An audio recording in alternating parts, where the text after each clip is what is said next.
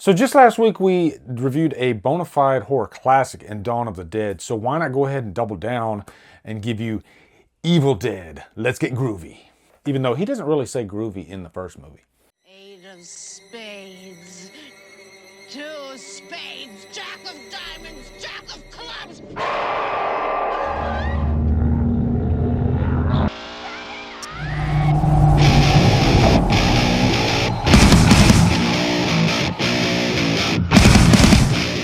Evil Dead stars Bruce Campbell, Ellen Sandweiss, Richard DeMonacour, Betsy Baker, Teresa Tilley, and is directed by Sam Raimi.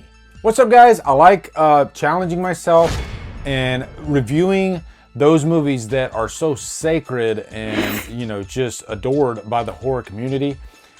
It's always tough to do these types of movies because, again, what do you say that, you know, is relevant, that can offer something new and fresh to, you know, these classics?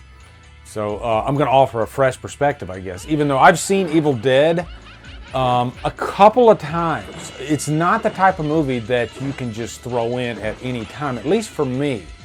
For some of you guys, you could probably throw in Evil Dead every month, and that's fine. But again, it's a really brutal movie, actually. And if I could go into a little bit of backstory with this movie, because I don't really think I need to give a plot synopsis for Evil Dead. Group of young people go to a cabin in Tennessee, and the deadites come alive, and they take over the bodies of, you know, those that are in the cabin one by one, and then they turn on whoever's not a deadite yet, which is an interesting plot in itself, and we'll get into that. And first off, this will be a patron request. This is for Matt Casey. He has a YouTube channel called Mattertron 1000. Definitely check it out. And he requested the whole Evil Dead franchise. I did the Evil Dead remake first. Now I'm doing them in order, 1, 2, 3. Also, a quick shout out to one of my patrons, Jordan Stewart. He sent me a message and he has a Letterboxd page, and he asked me if I would actually shout it out. So I will. It's at Jordan-Stewart. So if you're doing a search on Letterboxd, his is the one that says Jordan Steven Stewart. So if you go on there, you can follow him. He's posting reviews. He's doing the Child's Play series right now. Really cool. And thank you for your support, Jordan. Appreciate it. But anyway, getting back to my backstory with Evil Dead, I saw Evil Dead 2 first. I don't know why. Well, I do know why, because I've never been like, I guess you could call it a deadhead. Is that right? Or am I talking about the Grateful Dead? But what do you call people that love Evil Dead? I've just never been the biggest fanatic of Evil Dead. I love the movies, don't get me wrong. They're great freaking horror movies. I'm just not like, I guess like I am with Halloween, okay? Everybody's got their brand, all right? Casual fan, and so one day I just thought, I'll check out Evil Dead 2. And this might have been like back in like 20 years ago, something like that. And I thought Evil Dead 2 was fine. We'll get to that review. But then, for some reason, I never even bothered to go back and check out the first one. Why? Because nobody ever told me, you gotta check out the first Evil Dead. I mean, you have to. Nobody ever told me that for some reason. But then I did hear that the first Evil Dead pulls no punches, you know? And I think that's what I was thinking when I watched Evil Dead 2, is that this was that type of horror series that's just like slapstick, but it goes for the jugular. No, the first movie is just a straight up horror movie. And it's so freaking bloody and gratuitous that, you know, over in England, the movie was banned. Sam Raimi literally went on trial defending himself because of how far he went with this movie. After I heard that stuff, I was like, oh, I got to go back and check out Evil Dead 1, which is what I did. And I got to say, it's, you know, I'll be the first to correct myself, but I did say that I like the remake the most out of all 4. After giving Evil Dead a fresh watch again, I think this is the best movie. Because this is the original idea too, okay? And you can see where the remake has those, I guess, remake aspects, you know, concerning this first movie. But I think this one, I gotta give it the edge because it's just so low budget.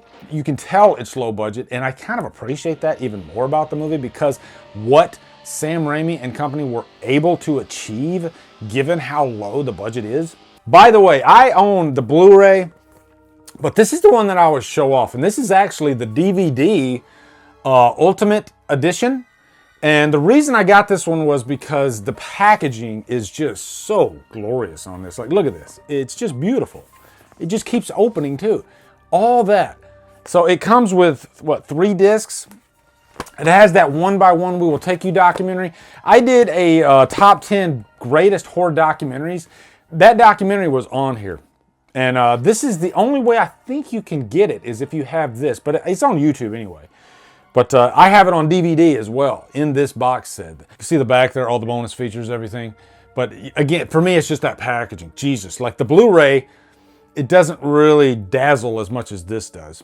I haven't gotten the 4K yet, but I have to say, I watched it in the original, I think it's 1:3:3 aspect ratio, which is pretty much a 4:3, like a VHS aspect ratio. As a matter of fact, you know, everybody was confused about Justice League and how that had basically a 4:3 aspect ratio. And that's just because you see more of the top and bottom. If you have the Blu-ray, there is an enhanced aspect ratio that's 1:8:5, but don't fall for that, guys. It's just a zoomed in picture. That's all it is. So if you watch the actual 4:3 where you get the black bars on the sides, the picture's pulled back, it's clearer, and you get to see everything in the frame, and it looks glorious. I like watching movies the way they were filmed by the director. I've talked way too long about that, but this is my review. Deal with it. Now, let's talk about Sam Raimi and I guess the filming techniques of this movie, because this was a labor of love. This is a passion project that he had. The guy was literally like, let's say 21. He was probably 20, 21, 22, somewhere around there. He was the little brother of Ted Raimi, who was like best friends with one of the producers. And, you know, the producer never really took Sam Raimi that seriously. He didn't think he was, you know, this ambitious and this great of a filmmaker. And lo and behold, you know, as they're doing Evil Dead, he's like, wow, this kid's a genius, actually. To be able to come up with all these amazing filmmaking techniques that were groundbreaking for the time. I mean, we all know the camera zooming in on a location as fast as possible. That's Sam Raimi. You know, and it's not like a controlled zoom. It's kind of a frantic zoom. And that's the first thing we think about. We even saw some of it in like his Spider-Man movies. But it's not just that. And that's one thing I noticed on this last watch. The opening scene, when you have the camera going over that lake, and it just looks unnatural. The thing I loved about Raimi's direction in this movie is it's the one instance where the camera looks like the villain. You know, you're truly getting the villain's POV in this movie, and it's probably the scariest POV I've ever seen. Doesn't hurt to have some of that, you know, ominous music behind it. I can imagine watching this as a kid or watching it back then and it's scaring the absolute shit out of you and nothing's happening. It's just the camera like stalking a victim. And you know, we've seen stuff like that, like in movies like Halloween, where, yeah, there's a POV. This is taking it up a notch, making it feel more dangerous, I guess.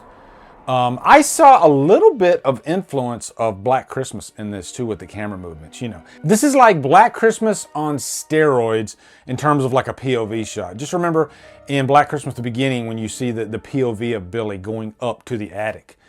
And then the rest of the movie, it's more of like, I guess, traditional filmmaking. Evil Dead is way outside the box. Still to this day, I think Evil Dead, in terms of camera work, camera movement, way ahead of the curve, way ahead of the game. And you know, there are other directors like freaking, you know, Francis Ford Coppola and Dracula. You can tell that he borrowed a little bit of Raimi in some of the shots, and other directors. It's an irresistible way to shoot a scene, especially if you're doing a horror movie.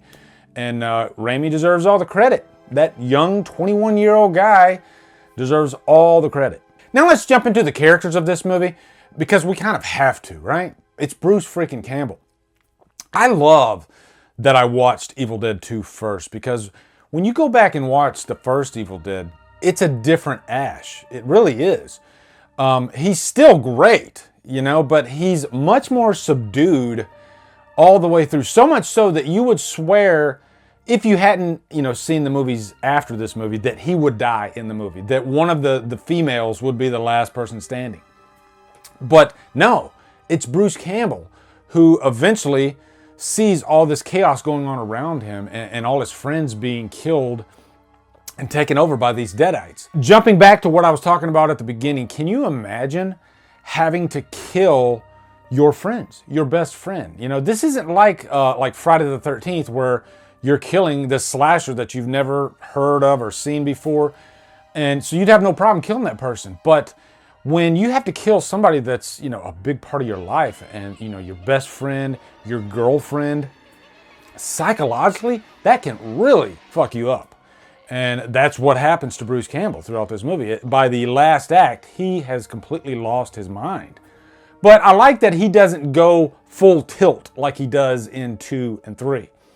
He's still pretty grounded. He's just a guy that's a victim of a horrible circumstance. So he's got his friends, Scotty, Cheryl, Shelley, and Linda. And, you know, they're going to this cabin who Scotty, he rented it from somebody. But he didn't really do his research. Always do your research, guys, when you do like an Airbnb or anything like that, because you don't know who's been there. It could have been a freaking evil deadite. But as soon as they drive up there, I like how you see like the porch swing just like bumping against the house. You know, just little details like that Raimi would put in Evil Dead to make it kind of special, you know? This movie gets crazy pretty early on. You got Cheryl and, you know, she's drawing this clock, and I always wondered, like, the time on the clock is like, I think it's 5:52. And I was wondering, like, what is the relevance of 5:52? I never understood that. Is that in the Book of the Dead? See, this is an interactive review. You guys can help me in the comments. This is like the summoning of the demon. Cheryl is drawing, and then all of a sudden, she hears this voice that says, "Join us," outside the window. And then the demon like takes control of her hand and she starts drawing what looks like the book. The reason she hears that voice saying "join us" is because earlier in the movie, they found in the basement this tape recorder. And of course, like idiots, they play the tape and the voice on the tape recorder releases the demon. Off. Kanda. Shut it off. Kanda. So Cheryl's losing her mind. Her and Ash, they try to get out of there, and then they get to the bridge. Another example of just making the most of your low budget. And they had these beams, these I-beams that formed the bridge. And, you know, bring a cutting torch out there, cut them up, form this, you know, where it looks like the demon like literally ripped the bridge, you know, into itself. Just making it look very unnatural. You can tell that a lot of blood, sweat, and tears went into scenes like this. And so eventually they come back. And this is where everybody starts, you know, becoming the deadites. And one by one, I guess we will take you. They're trying to take whoever's left, which is Ash at the end. But the real thing that we have to talk about, there's no way we can do an Evil Dead review without mentioning just the violence and the gore and what happens one by one as they're becoming the deadites, the evil version. You can tell the effects on this are so low budget, and behind the scenes they actually used acrylic paint, which is something that you should never put on your skin, but they did it anyway. You know, all kinds of corners were cut because when you got no money, you do what you can to try to finish the film. But it just adds charm to the movie. These effects are unlike anything we've ever seen, and I wouldn't have Evil Dead any other way.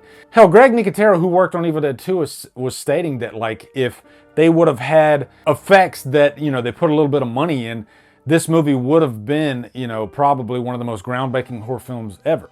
I'm paraphrasing. I think it is probably one of the most groundbreaking horror films ever, and I think it actually works to its favor that the effects look so unique and low budget.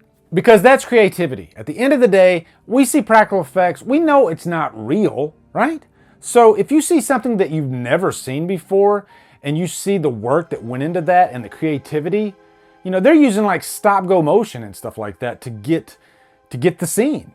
And it works. It's so unique. Now, the one scene that is easily the most controversial in this movie is the tree rape scene. When Cheryl is running for her life in the woods, and then the trees literally attack her. Setting aside the controversy, really look at that scene and, you know, the masterful editing to create a scene that feels very real, actually. And the actress that played Cheryl, she said she's out there. It's freaking, 20 degrees. She doesn't know how this thing's going to be cut together. And, I guess the shot where the limb goes right between her legs, that was something that was done in post. So she never even expected it. But the scene is just edited in so many quick little cuts. And I think Raimi is just a master at that, of putting all these pieces together to form something that feels very real, but still feels very creative. But yeah, it's a controversial scene, and it's one that Raimi is not too proud of. Like, he regretted putting that scene in there, and that's one of the reasons why he ended up having to go to court. Back in the early 80s, late 70s, these films were one step above porn. And so anytime a director crossed a line in terms of violence, they had to pay for it, with pretty much everybody in the media. Critics at the time were very hard on horror. These days, you got freaking dumbass critics like myself that love horror to death. And there's tons of people out there like me that just eat this stuff right up. But back then, it was a very small niche market. And most certified critics, like Siskel and Ebert and all those guys, they were pretty hard on horror. And I can't think of any critics at that level that, accepted the genre outside of Halloween and Psycho. And maybe that's a big reason why it took so long for movies like Evil Dead to catch on, because this is a movie that wasn't an instant hit. This is a movie that took a long time to finally finish because he had to piecemeal it together. And they shot the movie at so many different locations. Sometimes at Sam Raimi's house, sometimes at Bruce Campbell's house, doing whatever they could to just finish the movie. And then once they released it onto the market, it wasn't an instant success at all. It took time. But it was home video and VHS that really brought the movie to its audience. And, thank God for VHS. Can you imagine if there would have been no VHS? There would have been so many movies that would have never probably seen the light of day. Like I Spit on Your Grave. But VHS came out, and then you had, let's face it, 14-year-olds going to the video store, and they were attracted to video covers that had shocking imagery. You can look at the cover of Evil Dead, and it's just very interesting. Why is there a woman reaching out of the ground, sticking her hand straight up? I want to know more. And so they rent it. Same thing with Like I Spit on Your Grave. But so many freaking iconic scenes from this movie too, especially the cellar scene when Cheryl gets back and then she ends up in the cellar. They toss her down there, they lock her in, and she just keeps popping up. Then you got the great scenes with Ash's girlfriend, and she's got that sadistic laugh, with the white eyes. A lot of creepy imagery in this movie. Some gallows humor. But, you're so far down the horror rabbit hole. And it literally feels like whoever made this movie has to be completely insane. I love directors like that take risks like that. And, you could see the hard work that goes into movies like Evil Dead. You can see that these are people that probably didn't get that much sleep. The entire cast lived in that cabin for weeks. This wasn't a situation where they went out to the cabin, did a day's work, and then they went to the local hotel. No. They stayed at the cabin, put in all the work, and then they slept at the cabin with no heating. It's like guerrilla filmmaking. It's filmmaking in the worst conditions possible.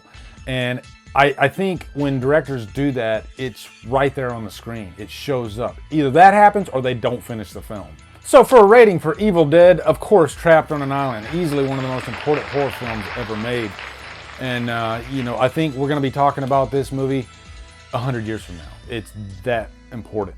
And I think a lot of young filmmakers, when they see Evil Dead, it's one of those movies that basically leaps out at the viewer and says, you can do this. You can make this. If you put in the hard work, you don't need that much money. You can make it happen.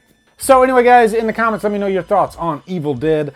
Hopefully next month, look for my review for Evil Dead 2, a very important film as well. Be sure to come over to Killer Flicks, where I talk horror all day and every day, and on Fridays we do Free For All Fridays. Follow me at Drumdums on all my socials, support me on Patreon, buy me a coffee. Anyway, guys, thank you so much for watching. Have a great day, and Drumdum out.